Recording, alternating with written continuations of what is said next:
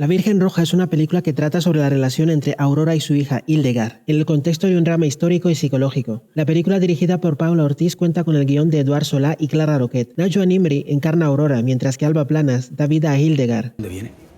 Hildegard. Mi madre dice que significa jardín de la sabiduría. Jardín de la sabiduría. Pero no es así. En alemán antiguo, Hilde es batalla y Gard es jardín. Sería jardín de la batalla. Hildegard es una joven prodigio. A sus 18 años se ha convertido en una figura destacada en Europa por su intelecto y sus ideas revolucionarias sobre la sexualidad femenina y la emancipación de las mujeres. Sin embargo, su vida está marcada por el control absoluto de su madre, Aurora, quien la concibió y educó como parte de un ambicioso experimento para crear a la mujer del futuro. Pero yo te reconozco en ella. Hildegard va mucho más allá de mí. Aurora no veía a Hildegard como una hija en el sentido convencional, sino como un proyecto, una idea hecha carne. Su intención era moldearla para ser un ser perfecto. La relación entre Aurora Rodríguez y su hija Hildegard es una de las historias más estremecedoras y fascinantes de la historia contemporánea española. Almudena Grandes, en su novela La madre de Frankenstein, acertadamente captura la esencia de esta relación, comparándola con la dinámica entre Víctor y su criatura, una obsesión creadora que trasciende los límites de lo humano y termina en tragedia. Ningún proyecto sale adelante sin sacrificios. Hildegard fue una joven prodigio, abogada, escritora y una destacada figura del feminismo y el socialismo en la España de principios del siglo XX. Sin embargo, esta dinámica asfixiante donde Aurora intentaba ejercer un control absoluto sobre cada aspecto de su vida, terminó en un acto final de posesión y destrucción. Aurora asesinó a Hildegard cuando sintió que perdía el control sobre ella. Todo lo tuyo es mío. La comparación con Frankenstein es reveladora porque encapsula la paradoja de crear algo que termina desbordando las expectativas y el control del creador. Es una tragedia que trasciende el contexto histórico y se convierte en la reflexión atemporal sobre la maternidad, la paternidad, el poder, el control y la libertad.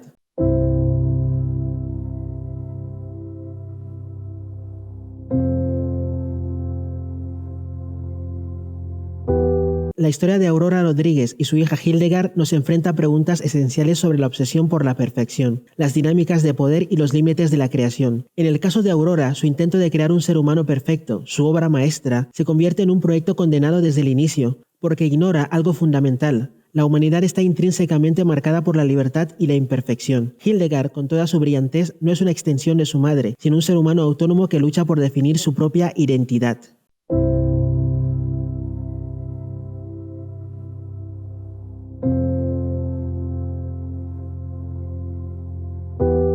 La perfección, como concepto absoluto, es una quimera. La obsesión de Aurora por moldear a Hildegard revela la tensión entre las aspiraciones humanas y la realidad de nuestra naturaleza imperfecta. En un intento de superar los límites humanos, Aurora se convierte en el principal obstáculo de su propio proyecto. La perfección no solo es inalcanzable, sino que, cuando se persigue con tanta intensidad, tiende a deshumanizar tanto al creador como a la creación. No necesitamos a nadie. Hildegard, en su deseo de independencia, simboliza esta resistencia a la idea de perfección impuesta. Su tragedia radica en ser víctima del sueño imposible de su madre, quien no comprende que la libertad es parte esencial de cualquier ser humano.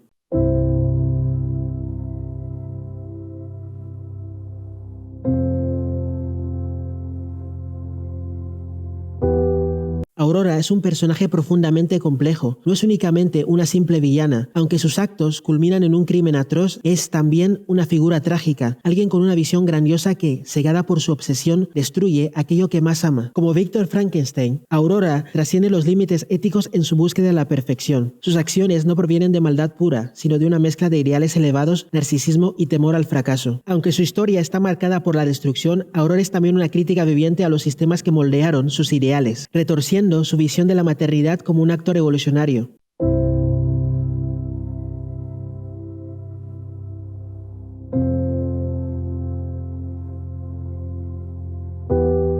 En muchas narrativas, el conflicto entre el héroe y el villano define la identidad de ambos. Aurora, como villana de la historia de Hildegard, es también su creadora en el sentido literal y simbólico. Sin Aurora no existiría Hildegard, la mujer brillante que desafió los cánones de su tiempo. Sin embargo, también es su verdugo, el obstáculo que Hildegard no logra superar.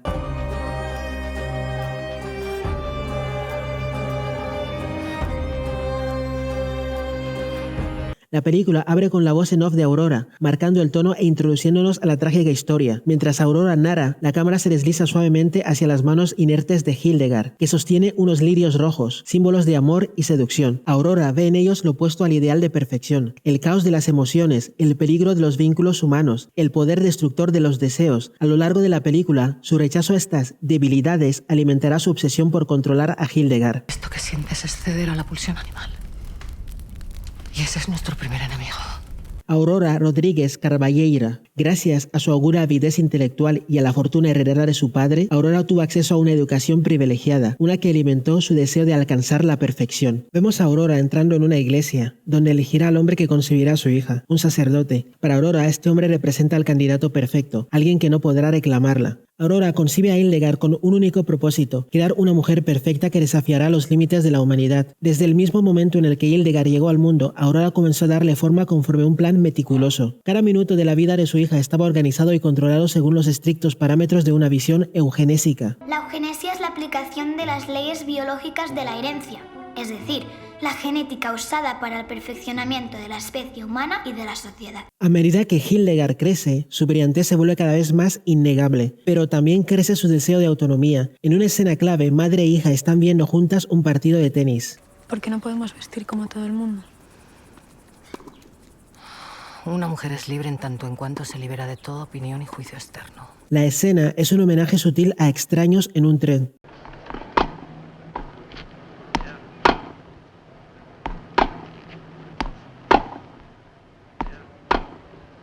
Es durante este partido que aparece Abel Velilla, un joven carismático con ideas políticas progresistas, que se convierte en un catalizador para los cambios que Hildegard comenzará a desear. Abel se acerca a Hildegard con una propuesta directa, quiere que ella se una al Partido Socialista y trabaje con ellos. A pesar de la rotunda oposición inicial de Aurora, Hildegard finalmente logra convencer a su madre de que le permita unirse al Partido Socialista. Aunque le da permiso para involucrarse en la política, nunca se despega de Hildegard, su presencia se mantiene constante. A medida que Hildegard se involucra más en la política, se va acercando a Abel, quien se convierte en una figura central en su vida. Abel no solo es un compañero de ideales, sino también una presencia que despierta en Hildegard emociones nuevas y poderosas. Hildegard comienza a enamorarse de Abel. El amor entre Hildegard y Abel es, sin embargo, visto por Aurora como una amenaza directa a su control. Digo, enhorabuena, de verdad. Tiene que escoger.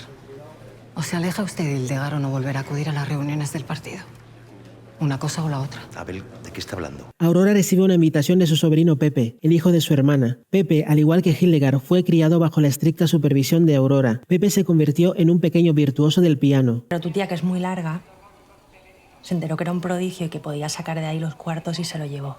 Cuando Aurora se encuentra con Pepe, ya no ve al niño prodigio que una vez moldeó con su mano férrea. Pepe vive bajo la sombra de lo que alguna vez fue, cuando su virtuosismo en el piano le dio fama y le permitió ser considerado una maravilla, un prodigio que despertaba la admiración de todos. Mientras Aurora está con Pepe, Hildegard aprovecha la oportunidad para escaparse y pasar tiempo con Abel. Sintiéndose más libre, se aleja de las estrictas normas que su madre le ha impuesto.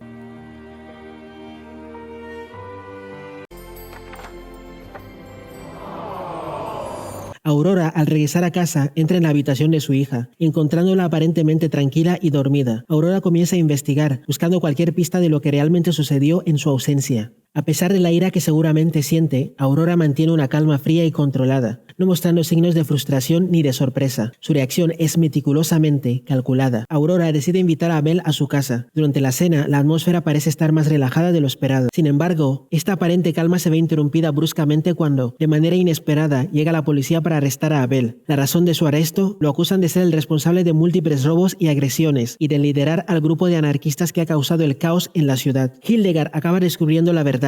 La persona detrás de las acusaciones que han llevado al arresto de Abel no es otra que su propia madre. Hildegard la confronta, le asegura que Abel será liberado. Harta de la manipulación y el control, finalmente declara su independencia. A partir de ahora voy a tomar mis propias decisiones.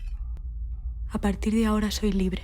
La respuesta de Aurora es fría y calculada, como siempre. No hay gritos ni desbordes de emoción. Su reacción es la de alguien que ha perdido el control de su creación, pero que, en su silencio, expresa una devastación profunda. En su mente, su proyecto, su hija, su perfecta creación ha fracasado. Esa noche, en un acto de aparente normalidad, le pide a su sirvienta que saque al perro a pasear. Unas instrucciones que sorprenden a su sirvienta. Sin dudarlo, la sirvienta obedece, dejando la casa en silencio, sin saber lo que está a punto de ocurrir. Aurora se dirige lentamente hasta la habitación de su hija, envuelta en una calma inquietante. Al entrar, la ve ahí, en su cama, aparentemente tranquila, como si nada estuviera fuera de lugar. En su lógica distorsionada, Aurora se convence de que si su creación no puede cumplir con el propósito para el que fue diseñada, entonces solo ella tiene el derecho a destruirla. Para Aurora, el acto de quitarle la vida a Hildegard no es un crimen, sino una reclamación de control absoluto, la culminación de su poder como creadora. En su mente, si Hildegard debe perecer, será por sus propias manos, no por la influencia de otros.